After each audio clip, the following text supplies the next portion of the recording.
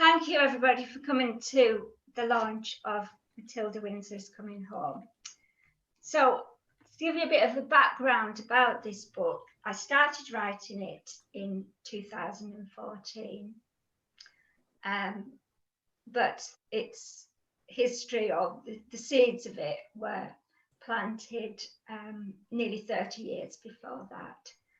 And that was when I just qualified as a clinical psychologist, and my first job was in a long-stay psychiatric hospital.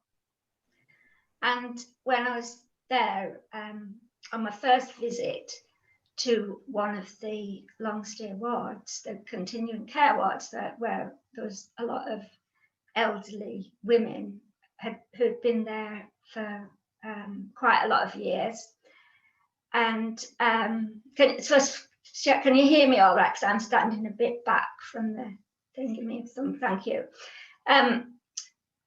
So yeah, and this ward, the ward sister, who was quite as institutionalized as the patients, or perhaps more so, summoned one of the old ladies over to sing me a nursery rhyme. And I thought, I wondered what kind of crazy place I'd come to work in. And it was quite a crazy place, but I also had, there were a lot of people on the staff who were trying to make it less crazy and to make it a more caring and respectful and dignified experience for the people who were living there. And also at that time, we were moving towards community care, so it was quite exciting. There was a lot of sort of hope and optimism that things could improve for people.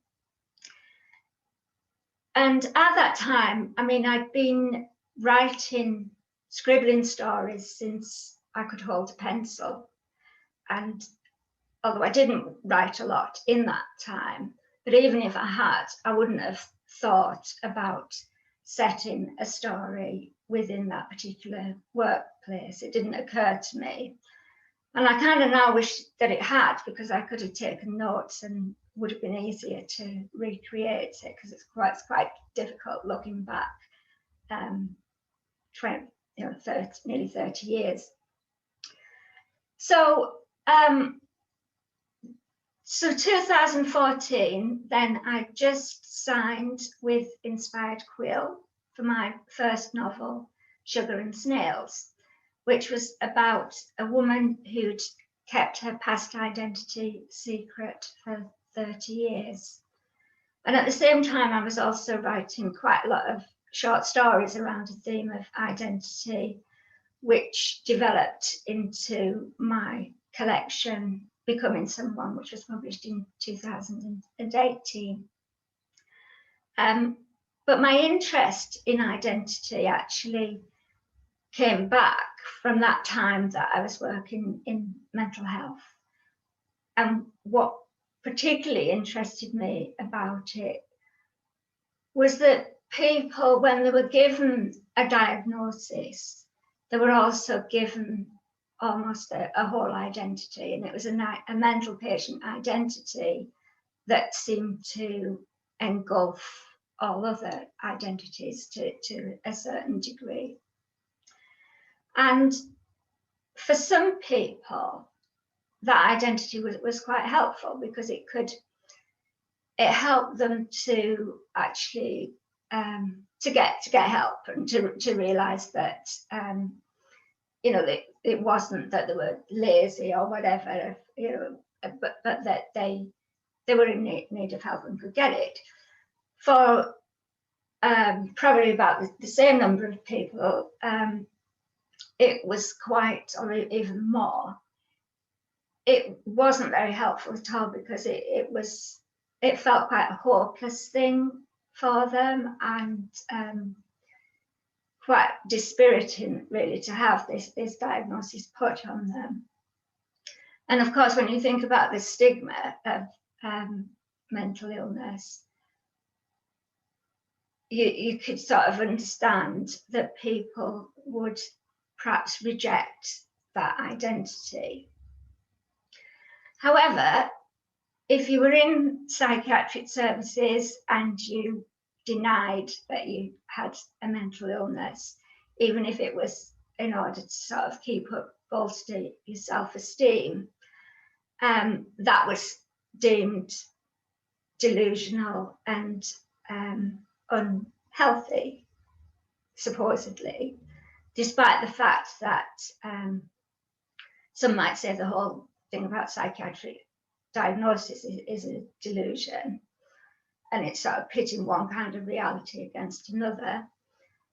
But really, it's sort of buying into the myth that most of us are rational, which in actual fact we're not. And there's quite a lot of evidence that we tend not to be rational in our thoughts and that. And we're thinking about, so there's some element of delusion or illusion, if you want to call it that, can actually be quite helpful. It's what helps us to be positive and optimistic. So, I can be here with the delusion that there's 42 people listening to what I'm saying, which might actually be true, but wouldn't that be nice? But so there's this kind of thing about what do delusions mean generally, and it could have been Freud saying this, but it was T.S. Eliot saying that this quotation that humankind can only bear so much, or rather cannot bear too much reality. So we actually sort of we protect ourselves from some of the truth, but psychiatric patients tend not to be allowed to do that, or discouraged from doing that. And so I thought it'd be quite interesting to look at the ways that different people would protect themselves from uncomfortable truths. So we'll come on to the characters in a minute, but I've got a character who's a long-term patient in a hospital who's I think a lot of us would consider her to be deluded in some of the beliefs that she brings with her. But the other characters who aren't considered to be mentally ill also have some beliefs, or their hopes and aspirations are perhaps extreme. So one of the questions that I'm looking at within the novel is about what's the point at which high hopes become delusions. So that put me back into the setting of the long stay psychiatric hospital.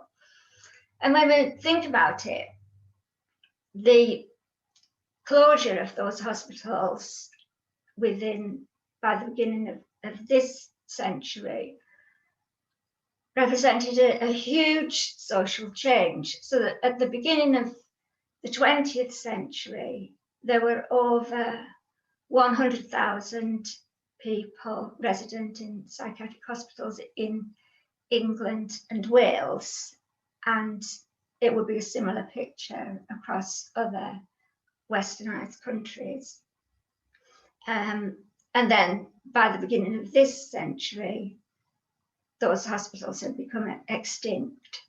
So I'm just letting Alexandra in here.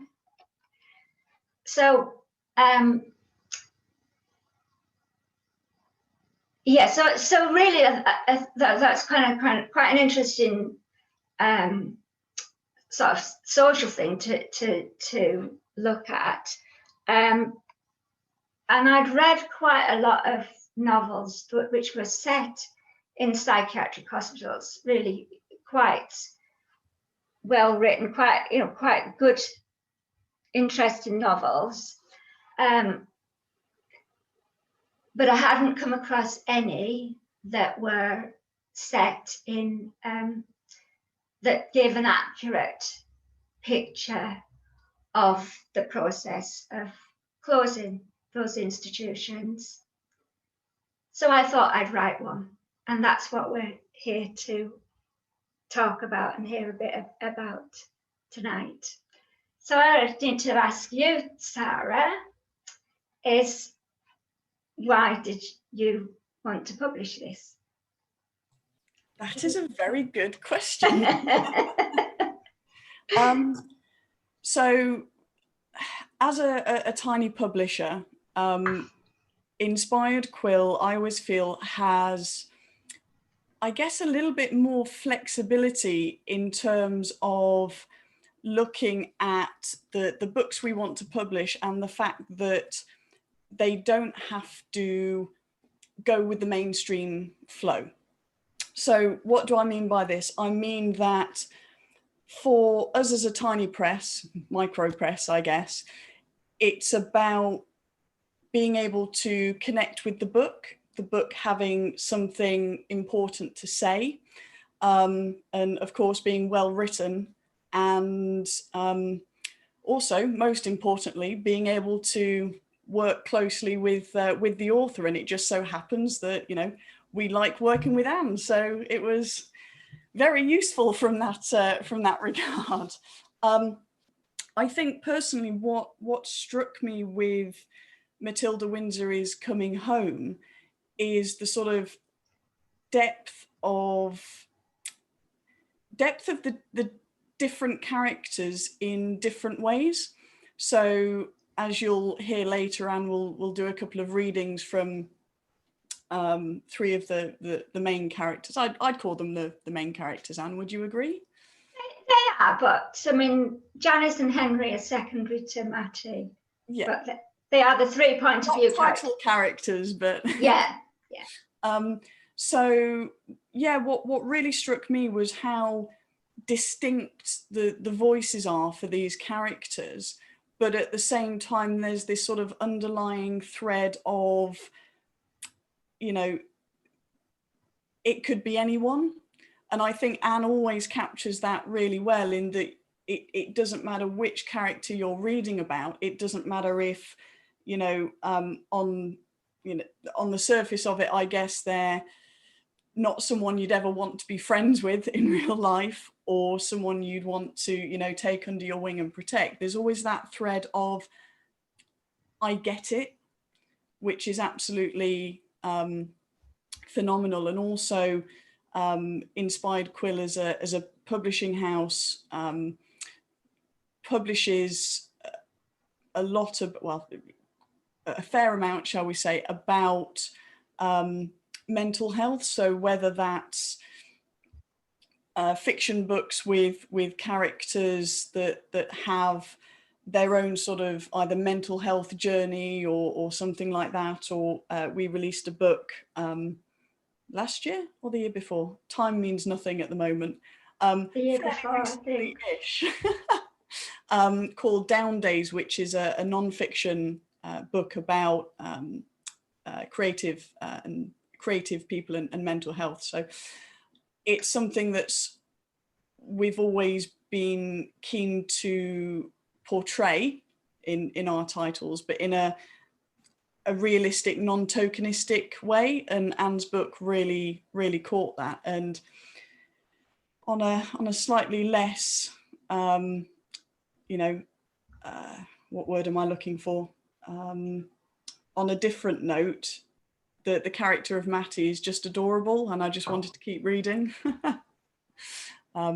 I think as a tiny press, the great thing is that I get to make the decisions, which, you know, is quite often subjective, of course, because it's literature, but it was fantastic to be able to sort of, you know, delve into the book. And I think it was very early on, sort of chapter 2 or chapter 3, I was basically saying, Anne, here's a contract, please, here's where you need to sign it, please do so.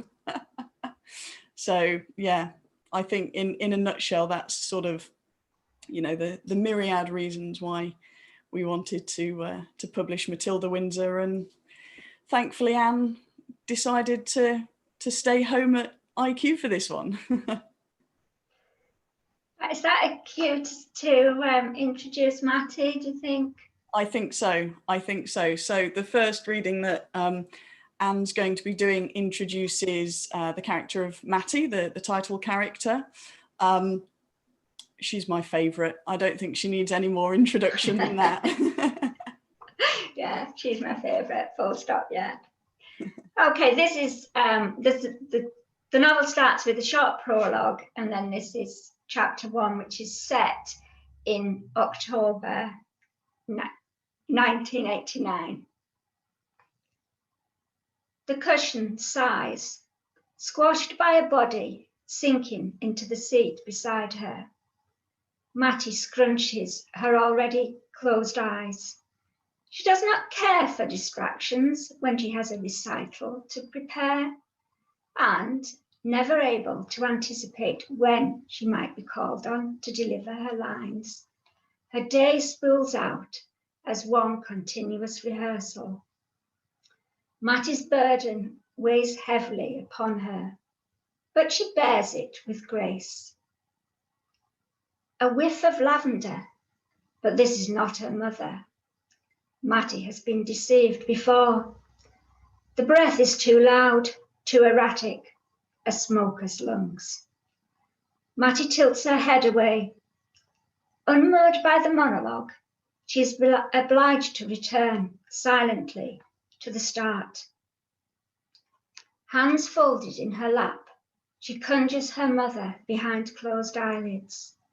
Mouthing the words from alongside the orchestra pit, her features contorted to magnify the shapes of the vowels. Matty smiles inwardly as confidence courses through her bloodstream. Although she can reel off the words as readily as her name, her mother's prompting spells the difference between fourth place with nothing to show for it and a silken rosette. Matty! It cannot be anything important. Her stomach signals it is too soon after luncheon for afternoon tea. Poetry pattering in her brain, she clenches her lips as if forming knots in party balloons. Matty, they'll be here shortly. Swallowing her vexation, Matty opens her eyes.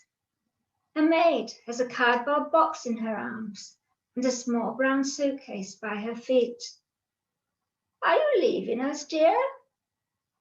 The maid laughs, baring her teeth, which are in tip-top condition, remarkably so, given the lack of affordable dentistry for the lower ranks. But you are.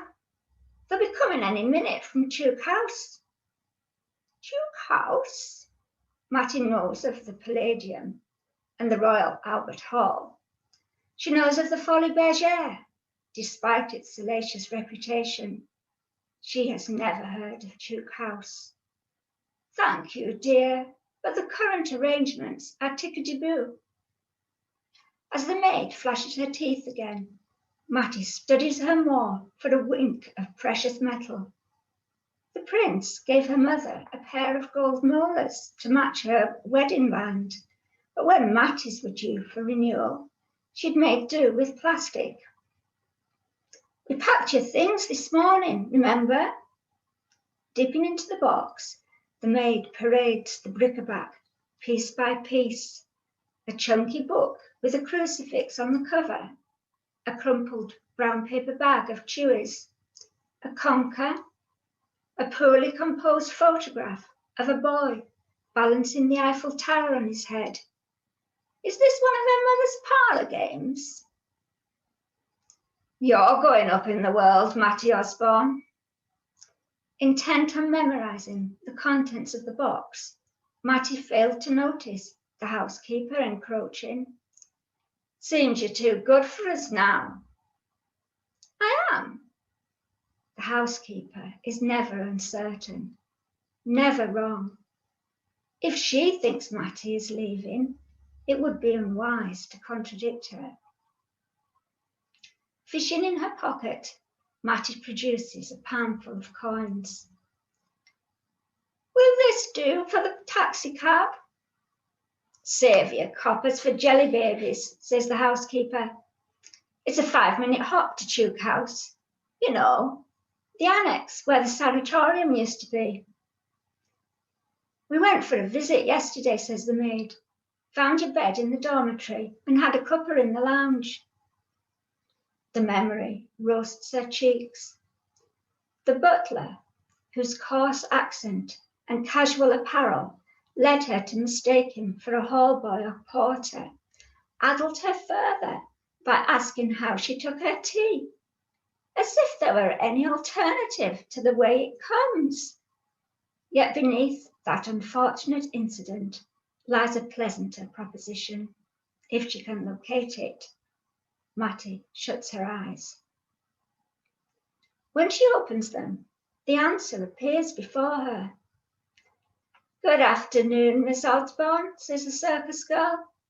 May I escort you to your new abode? From her plume of pink hair to her patterned harem pants, the circus girl is as cheery as a rainbow scuttling a storm. How was this bohemian character recruited to a country house? Mattie will shower her with honours to prevent Bertram Mills and his cronies luring her back to the big top. She springs to her feet. Hi there, Mattie. Even here, in the ladies' quarters, the butler is informally attired in a handyman's blue jeans and a school gym shirt. Haven't you any outdoor shoes? Mattie checks her feet, colourfully shod in tartan slippers with a red faux fur trim. What need has she for outdoor shoes? The man must be a communist, bent on bamboozling her with his rhetoric. Shoes, says the housekeeper. She's not skilled Scaffold Pike. Nevertheless, she urges Mattie to resume her seat. Then, directing the maid to open the suitcase, she kneels on the floor to exchange Mattie's slippers for leather shoes the colour of the conker, albeit with less of a shine. Mattie must have been promoted for the housekeeper to fasten her shoelaces like a shop girl in Brown's. Helping her to her feet, the housekeeper whispers a warning. Don't get too comfy, mind. You'll be back in 2 shekels of a cut his tail. Mattie feels something stir beneath her breastbone as her gaze flits between the housekeeper and the circus girl. A snip of rebellion, wizened with neglect. As the feeling blooms, it comes through to Mattie that her mother would not appoint this person to the position of housekeeper. She has been duped by her imperial bearing and midnight blue dress. She should have detected something foxy in the thickly pancaked makeup. One cannot trust a person who prepares her face for the stage, but never deigns to recite. Mattie links arms with the circus girl. She is leaving for a more appreciative audience. No, she will not be coming back. End of extract. There we go. Oh, I need to let someone in. Cool. So the next extract that Anne will be reading is from the point of view of Janice, aka the circus girl, as Mattie has just dubbed her. So Anne, do you want me to give a bit of a spiel about Janice, or do you want to go straight into the extract? You can say a little bit, just a little bit. Okay. Janice is my favourite character. You just said Mattie was. They're all my favourite characters. So Janice is a slightly younger character, shall we say, than Mattie, and she is a social worker who has pretty much just finished uni. It's her first job. Job out of uni, so you can sort of imagine being plunged into this environment when that's the case. And yeah, as I say, she's my favourite character. So There it goes. So this follows directly on from the scene that I've just read. Lumbering down the tiled corridor with a batty septuagenarian on one side and a hefty bag on the other, Janice's muscles seemed. Neither the pallor of the barley-watered walls nor the pong of industrial-strength cleaning fluid could diminish her delight, barely a month into the job, at having made a difference. While outwardly a sober, if flamboyantly clad professional, regulating her pace to the patient's crawl, inside, Janice was a child, skipping hand in hand with her playmate. Shuffling along the spine of the Victorian building, Matty displayed no interest in the landmarks Janice was still learning to navigate. To the left, the doors to the continuing care wards, rescued from anonymity by signboards strung from the ceiling. To the right, entrances to departments supporting or parasitic upon the business of warehousing societies estranged. Farther along, Market Square, with the patient's bank and small shop where they could spend their pittance, was a paupers' theme park, tarted up like an oldie-worldy confectioner's. Then the corridor leading to the boardroom and the main entrance, with the switchboard operator's cubicle in the teak-panelled lobby, and the staircase to the offices of those who came to work in suits. They passed the primped-up canteen where, on the other side of reinforced glass, domestics in mustard-coloured tunics ministered to an ashtray in the centre of the table. A few steps ahead, Clive Musgrove, the nurse in charge of Tuke House, stopped at a door immediately beyond the stairway to the sewing room and set down Matty's case and cardboard box to grasp the handle. Since the door opened outwards, he exited first, holding it for the women to go through. He nodded to Matty. "You'll be glad you wore your shoes." Across the cobbled courtyard, Tuke's rear windows glowed. As the door to the main building crashed behind them, Matty stalled, joggling Janice's arm. "Okay, Matty." "Come on," said Clive. "You must be dying for a cup of tea." Matty wouldn't budge. Although mild for October, the late afternoon sun couldn't stretch beyond the middle of the courtyard, and Matty shivered in her flimsy dress and cardigan. Clive should have insisted she wear a coat, if she had possessed one. "What's bothering you, Matty?" asked Janice. "Will he find me?" Despite her shabby presentation, she spoke like the Queen Mother, with clipped vowels and a tone scraped clean of opinion or capacity to offend. They didn't know enough about her to guess who he might be, and whether she wanted or feared being found. When Janice delved further, Matty simply smiled. "Have you got a fancy man?" said Clive. Janice bristled, but his teasing roused Matty from her torpor. With a girlish giggle, she shambled forward. While proceeding at the pace of a tortoise, Janice's expectations hared ahead. He might be the crux of Matty's rehabilitation, the bridge to who she would have been if the institution hadn't squandered 5 decades of her life. Apologies that I can't do an accent like the Queen Mother, but I did my best. That's Janice. Wonderful. So the third and final extract that Anne will be reading is from a character who we've not met yet in the 2 previous extracts. And this is Henry, who actually is not my favourite character. I'm sorry, Anne. I can't stretch that much. I think somebody actually looked very fond of him. So he's okay. He kind of grows on you. It's fine.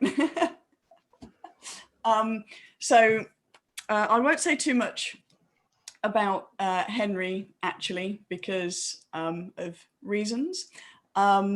But Henry is an older gentleman than Janice, who works for the local council and has done so for many, many years. And he's just a couple of years away from retirement. So yes, we've all met a Henry, I'm sure. here he is. A no man's land between the poles of summer and winter, Henry's birthday month brought no excuse for celebration. Nature, never his ally at the best of times, was especially villainous in October, when weather conspired with trees to make the pavements a combat zone. Fallen leaves, wrenched from the wood by the wind, were bashed by rain and hail to a slippery sludge, causing Henry to hobble. Returning from work in the fading light, canine filth lay in ambush, camouflaged by leaf mould. The hostilities weren't solely underfoot. Misted glasses stole his sight, and his trilby proved a poor deterrent to Conker's bombing from horse chestnuts. From as far off as number 38, he could tell his garden gate had been left open. Not unlatched or ajar, but pushed back to align with next door's fence. Any old Toto, Duke, or lassie could mooch in and relieve itself amid the shrubs.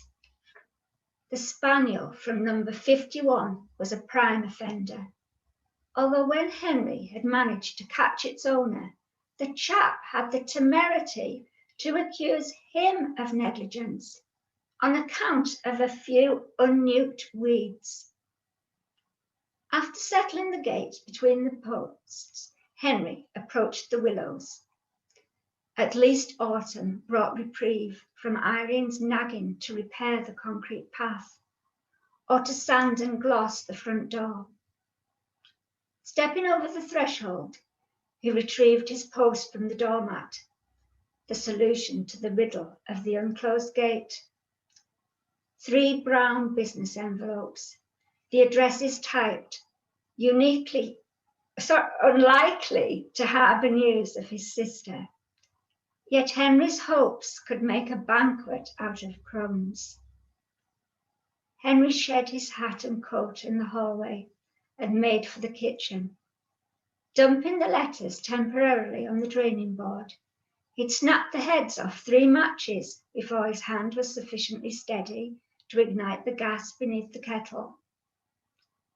The first letter was an anticlimax. His address, some neighbour's name.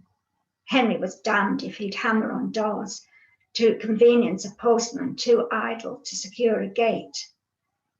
Grabbing a biro from the drawer, he pulled down the kitchen cabinet's hinged shelf as a makeshift desk, scored 2 bold lines across the envelope, and printed "not known at this address" in between. That dealt with, he ripped into the other 2 envelopes. Even as he winced at the typewritten "Dear Mr. Windsor," he had to scan to the bottom to ensure neither carried the signature he'd waited 50 years to see. A missive from Somerset House confirmed, further to your recent inquiry, there was no record of a marriage or death attached to the name Tilly Windsor. The correspondence shuttling to and fro at roughly 6 monthly intervals was akin to having a pen pal. Henry envisioned a homely secretary in cat's-eye spectacles who would fret if he left too long a gap. Scooping dried leaves from the caddy to the brown Betty, he caught himself humming. Once he'd eaten, he'd rattle off a batch of queries to provincial papers. Henry fancied tackling the Scottish Islands and South Rhodesia if time allowed. Henry couldn't fathom the other letter. Linda Quinn could have walked to his desk sooner than dictate a memo. He reread it while the tea brewed. He'd been stunned to be passed over on the previous head's retirement, robbed of the position by an outsider, and a woman at that. But fair's fair, apart from her reverence for computers, a source of banter between them, she'd done a decent job. Rumour had it she wouldn't stick at head of payroll, either hopping up a rung to head of personnel or shearing sideways for the same title with a bigger budget at County Hall. Linda was conscientious. She wouldn't move on without nominating a successor. If she wanted to gauge Henry's interest, she was wise to do so discreetly. At 57, he had 3 years to make his mark before collecting his retirement clock. Despite the darkness gathering beyond his kitchen window, Henry's prospects gleamed. Good things come in threes. He'd gain his promotion, Irene would ditch her husband, Tilly would come home. Leave him there. Nice. One thing that I absolutely love about when we first meet Henry is his thought process about the gate. And something I really feel that this book does incredibly well is take those moments that we've all had, and you know, you're walking down the street and you fixate on something, and that something is drawn so clearly in the mind's eye. It's absolutely fantastic. I just say that Anne's just said in the chat that she loves Henry, and Anne was there from the beginning. She was a very good advocate for Henry, so thank you for that. So I think now, would you like to go on to questions, Anne? I know that we've had a couple. Yes. Fab. So we'll just answer the couple of questions that are in the chat. If anyone has any additional questions they'd like to add, then feel free to, I'm pointing this way, I'm assuming that the chat box is that way, but if it's that way, do it that way, wherever it is. Yeah, so the first question is from Anne. So how did you choose the cover and why red polka dots? They're very eye-catching, so a good choice. Yeah, well, the cover was, I just need to check her name, that was designed by Valeria Aguilera. And yeah, I just thought I kind of wanted something sort of bright and cheerful. And yeah, because I think it's really, it's a real luxury to have a cover actually designed, designed from scratch, so that it's not using stock images, which is quite unusual. So since the polka dot dress features in the photograph, which is one of the images within the book, the photograph which is mentioned here with the boy with the Eiffel Tower balanced on his head, which crops up again. So it's yeah, so it's nice to have the opportunity to have that on the cover. I don't know if you've seen the rather wonderful book trailer that Laura Corelli put together for us as well, which unfortunately we didn't get the polka dot dress in that book. And I know that she tried to. She tried very hard to do that. So we're near, but that's just to point out how really how unusual it is and how nice it is to get that sort of echoed within the in the cover of the book. So yeah, I'm glad. And just to add as well, in terms of the cover, something that we're really keen on at IQ is getting the author's input. So one of the things that I used to get quite grumpy about. So before Inspired Quill was a publishing house, we were actually a book review blog. And one thing that I was hearing again and again and again from authors from, you know, the big six as they were back then, all the way to you know, indie published, was this idea that they had no agency over the book covers. And I thought that was really sad, to be honest. So when Inspired Quill sort of came about, one of the things that we put in place right from the offset is we send out a, we call it a book cover design spec. So I sent this out to Anne, and Anne could put a lot of different ideas, what she did want on the cover, if there's anything that she absolutely didn't want to be featured, the themes of the book, the color palette, things like that. Basically just about stopping short of a mood board, although we could potentially do that in the future. Maybe I'll make the authors do mood boards as well. So that then goes to a designer, and then there's a bit of back and forth. There was actually, was there 3 designs initially for this book, Anne, if I remember correctly? Oh, there was that. Oh yeah, there was 3 different ones, wasn't there? And then there was lots of different versions of this. Yeah. This, but yeah. Yeah. So yeah, that's the sort of story of the book cover, as it were. Fab. So the next question is, scrolly. Here we go.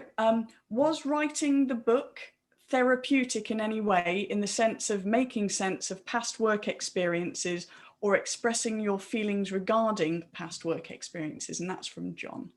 Oh.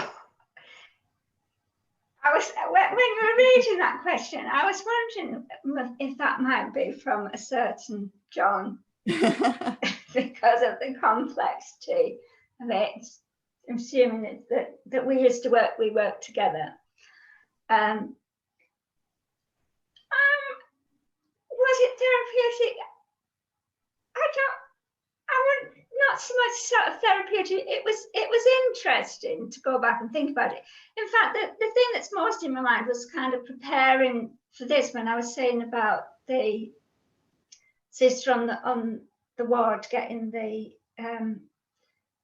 older woman to sing me this nursery rhyme, was kind of trying to remember what my reaction was to that, because I don't think I imagine that I didn't deal with it very well. I don't know what would be sort of a good way to deal with it. So maybe it was some of my guilt about that, going back over that kind of that material. No, I wouldn't say therapeutic was the word. I quite liked that job, really. That particularly in the early days, before. Oh yeah, that's what I'll say about that. Let's have another question. The next question comes from Caroline. Apologies if I've pronounced your name wrong, Carolyn. Can you say something about the stereotyping of older characters, especially women, and how you tackled this? This is a really interesting question. Yes, and I would have known that was from Caroline. Perhaps guessed that was from Caroline if you hadn't said. Thank you. I don't know that I tackled that all that well in this novel. For instance, one of the things about it was that Matty isn't a typical older woman, and she's kind of I guess old before her time because of the her experiences within the hospital and all the medication that she's been on. But the other thing about it was that in terms of her age, she's really just seen from Janice's point of view, and to Janice, who's in her early to mid-20s, is still a to her, somebody who's 70 is actually quite old. And also within the within that time as well, in 1990, I think I don't know if it was kind of I don't know if life expectancy was shorter, but there was, I think, more of a sense of that being an old age. Whereas now, most 70-year-olds, as I'm sure there are a few here, are spring chickens and got quite a lot of energy and quite active in the things they do. A lot of people still working, etc., etc. So, but in my follow-up novel to this, when Matty returns, she's 100, and I think, she's not a typical. Well, I don't know what a typical 100-year-old is then, but she's quite heroic in this next novel. So there's a waffly answer, but if anybody's interested in that, I would recommend you follow Caroline's blog, which has got a lot of novels with quite, I was going to say feisty, but sort of, treating older women as normal human beings, quite a radical thing. Shocking. Yes, isn't it just? And of course, we have a post that I wrote last month on the IQ website. So, so yeah, let there be more of them. Absolutely, absolutely. Okay, so the next question is, do you prefer writing male or female characters, and which do you find harder to do? Yeah, I don't really feel a difference now. I remember in the early days when I was writing that it felt quite a big step to write from a male point of view. But I mean, you could question whether the men I write, or you can question whether I write women properly. Never mind. I don't feel it doesn't feel an issue for me that there are other aspects of people that are maybe more difficult to get inside. I still don't know quite completely why I would make somebody a man rather than a woman as a character. But certainly that I quite liked Henry's role to be male rather than female, but it could have been that I had women elsewhere. So yeah, I don't know. Another question. Cool. Next question then. The cover seems different, a break maybe from your previous covers. Is the book itself a break in any way from your previous books? This is me thinking. I wouldn't say a break. It's funnier and darker than Sugar and Snails. But then I think Underneath was quite dark. That was a little bit dark. A little bit dark, yeah.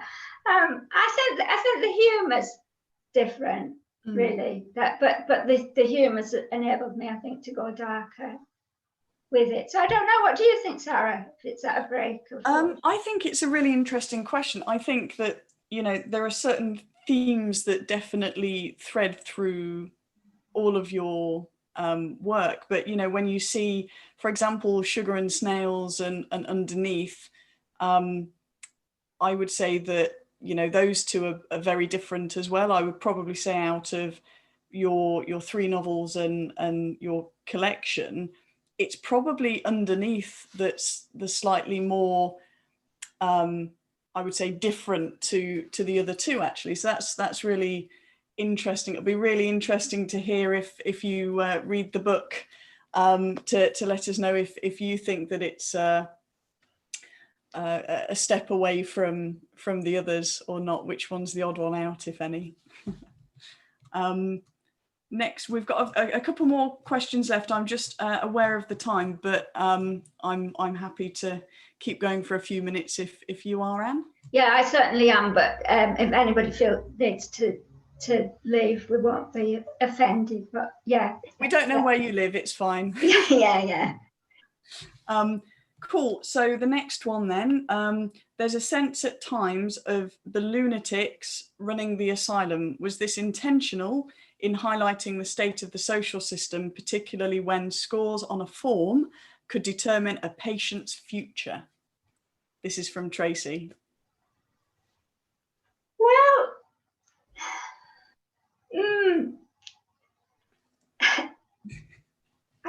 there's really quite a lot in that. Really good questions. Yeah, it is. It is because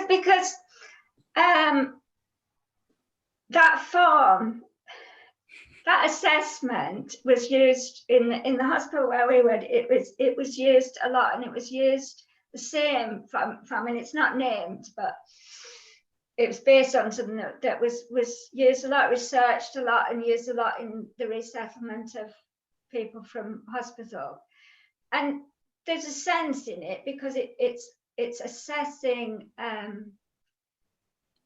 as far as it's possible to do so ever somebody's ability to manage the activities of everyday life. And the novel shows people who have been so deprived of choice and agency over their own lives. It's a major step to actually decide what kind of hot drink they want and how they want it. And so if you're thinking about some of the people maybe going out to live in ordinary houses, and there may be sort of occasional support from staff popping in, you want them to be safe. So there's a logic to those assessments. However, I think it's very interesting, your question of did we know what we were doing there, which is, it's really quite fascinating. And there was a lot of brain. It was very rather not well, but thoroughly researched, that process by some pretty respectable names. But yeah, I mean, it is exaggerated, and it's showing just a part of it. And I think the manager of the whole process was not the most competent, and he's like, I better not get political, but he's like a lot of other people sort of who'd risen beyond his level of competence. So, we have no idea who you're talking about, Anne. Yeah. So yeah, thank you. Yeah. Cool. Bye, Christina. Thank you for coming. So next question, what insights do you feel your novel offers to people with lived experience of mental illness or the mental health services today?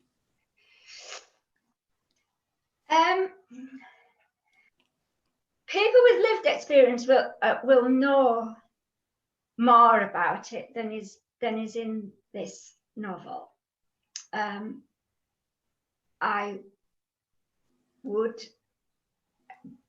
honoured when people with lived experience are willing to read it, and it might be a bit sort of a bit difficult, or but it's different. I suppose it's I'm trying not to. There's a real chance this is going to come out really clumsy, because I'm saying it's showing how bad things can be. That doesn't mean people should be grateful for another kind of chaos that is there for at the moment. I think it's a thing for all of us to think about how vulnerabilities are managed within society, how people are supported, and how some people are there's this kind of arbitrary dividing line, really, I think, between people who are diagnosed and as mentally ill and other people who aren't really, and there are more similarities than differences. So thank you. So a great question and a great answer as well. Certainly the element about looking at the vulnerability and, you know, as I mentioned earlier, seeing that thread through everyone in the novel, not just the people who, you know, are, you know, seen by society, shall we say, as more vulnerable. There are threads with every character, which is really interesting. Okay, so Mia says, I love the humour and compassion in your novel. The question is, what books on the theme of mental health did you read as part of research for Matilda Windsor, or to be reviewed on your website? Are there one or two books that particularly stand out for you? Yeah, thanks thanks, Mia, for reading an advanced copy and picking up on the humour and compassion. And as you know, I very much value your writing, so it was a real honour that you did that and provided us with a quote. As I said, I read quite a few novels about mental, set in psychiatric hospitals. I've got, I'm actually thinking of putting together, I don't think I've mentioned this to you, but it sounds like a cue, really, that I was planning to put together some kind of presentation looking at asylum history, but through fiction, because there's Elizabeth Lowry's novel Dark Water looks at, although it's set in the United States, it looks at the early days of psychiatric hospitals, what we call moral treatment, which is similar in the UK, was originated in the York Retreat in York. And then we're sort of going through some of that history, and then the end of it, and then to the aftermath. A novel that I've just read, which is about community care, which is brilliant, that I would recommend to everybody. And I'm just gonna think, I can't remember the title, and I'm just trying to look and see if it's called The Octopus Man, which is a very good novel just for somebody, and it's just published this year in the voice of the man, a man with a schizophrenia diagnosis who also doesn't actually accept that. But it's a lovely novel. But yeah, so I can talk some other time about a lot of different ones. And for anyone who's interested in you know, learning more about Anne's reading habits, her website, Anthology, is a pretty good place to read all of her reviews as well. So there's a plug for you, Anne, for your website. Oh yes, plug away. One last question I can see is thanks, Linda. Go on. From Stuart, I think. So did you have a lot of input from an editor at Inspired Quill, and how did you get on together? Oh, terrible. Yeah, I had. Yes. I mean, it's lovely to work with Sarah, and I did have a lot of of input, and it's a kind of a really nice sort of back and forth about the editing. And what I think is probably more frustrating for Sarah than for me is that often when she suggests changes in particular areas, then I look at the bit that she thought was okay and come back and say that needs doing. So and also yeah, go on.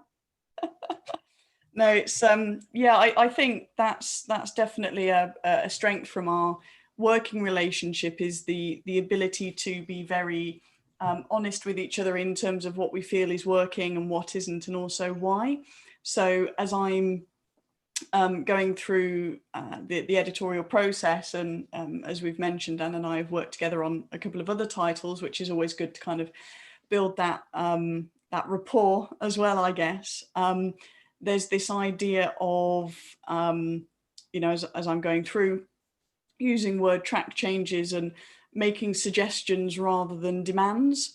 So, you know, things like typos or whatever get caught, of course, but then there's the idea of, what do you think about changing this? Or do you feel that we could make this bit stronger by doing this? And then we'll have an actual discussion about it. So the process that we have is at IQ is really collaborative, I feel. And I think that just works because if I've suggested something and Anne feels very strongly in the other way, you know, I won't just sit here and go, well, it's not being published if you don't do it my way.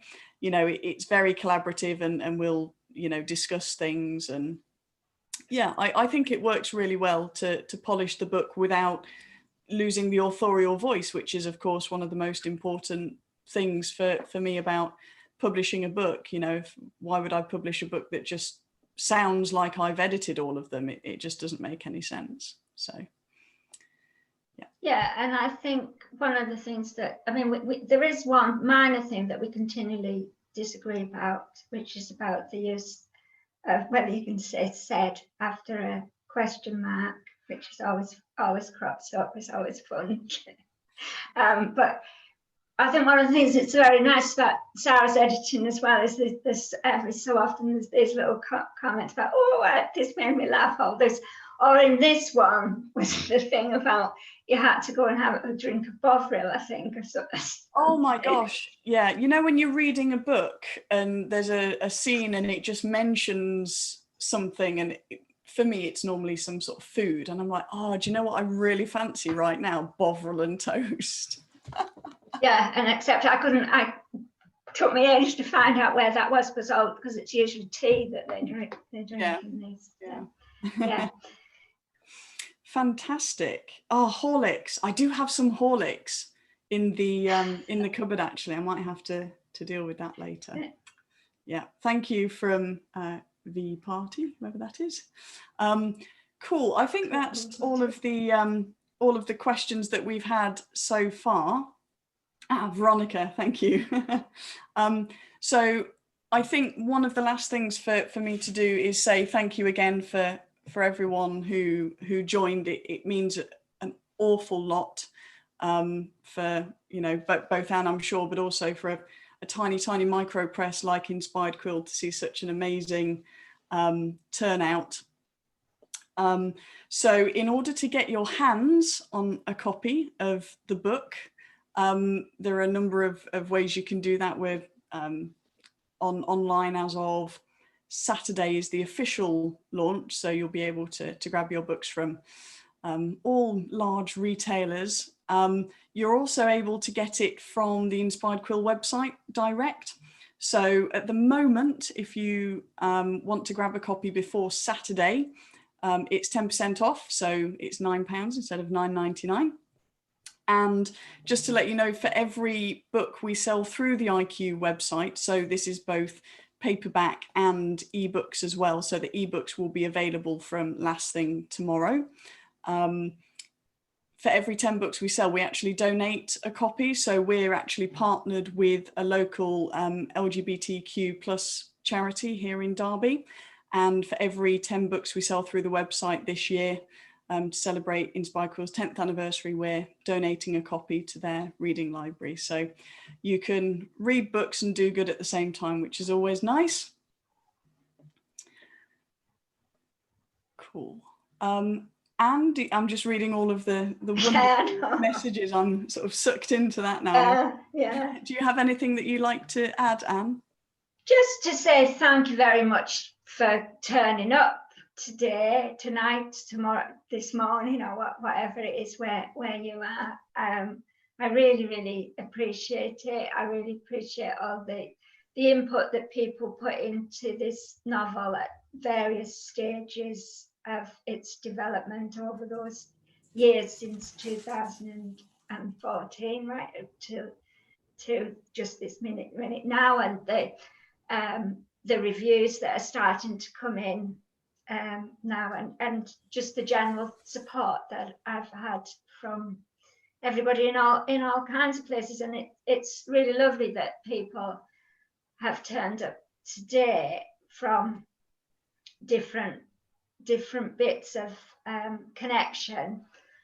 And although it's a shame that we're not able to meet face to face, there's something that's special as well about doing this kind of launch, where, well, I have got my slippers on, and but but the fact that you know, people from outside the UK who are probably, or even within the UK, that might never even get to meet in person, but still have a connection with it. You know, a lot of people that I know online, a lot of people here that I don't really know or have met recently in connection with the novel. So just to say, yeah, thank you for being part of this. I really appreciate it. And yeah, if you do read the novel, I hope you enjoy it, and I hope you let me know.